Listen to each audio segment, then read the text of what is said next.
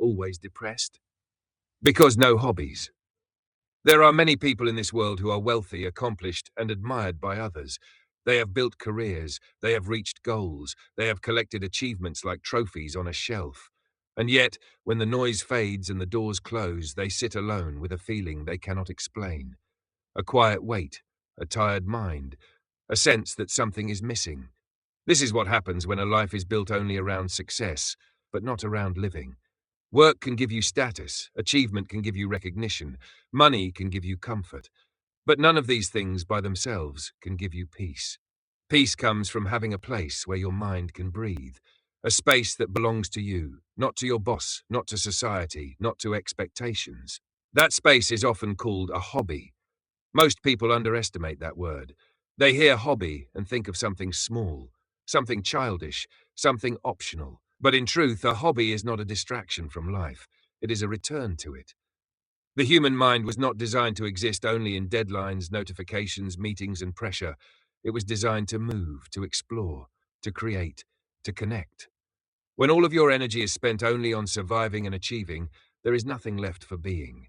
And that is where depression often grows. Not always from tragedy, not always from loss, but from repetition. From days that look exactly the same. From weeks that blur together. From a life that feels like a loop instead of a journey. Look at people who seem alive wherever they go. They do not just escape on vacation. They enter the moment. They swim in open water. They walk long beaches with no destination.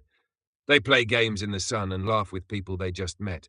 They are not trying to impress. They are trying to experience. Some of them choose the path of movement. They hike into quiet places where there is no signal, no noise, no audience. They ride bicycles down long roads, feeling the wind instead of checking their phones.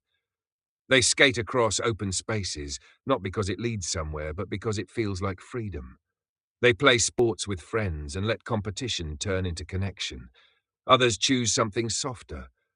They learn an instrument and slowly turn silence into sound.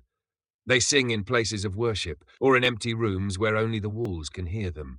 They dance when no one is watching, not to perform but to feel. They sit with their parents. They show up for their families. They make time for people they love, not because they have to, but because they want to. And when you look into their eyes, you often see something different. Not excitement, not constant happiness, but presence. They are there, in their bodies, in their lives, in the moment. This is not an accident. A hobby gives your mind a place to rest while your body moves. It gives your thoughts a place to settle while your hands create. It gives your heart a place to feel without being judged. Now let's be honest. Many people avoid hobbies for a simple reason. They are not good at anything yet. They don't want to look foolish. They don't want to be beginners. They don't want to fail in public. So they stay in what they already know. Work, screens, comfort, routine, and slowly their world becomes smaller. Here is the firm truth. If your life is only about what you produce, then you will eventually start to feel like a machine. If your life is only about what you earn, then you will eventually start to feel empty when the numbers stop growing. You were not born to be a system. You were born to be a human being. A human being needs expression, movement, play, creation, connection. Sadness grows in stillness without purpose. Peace grows in motion with meaning.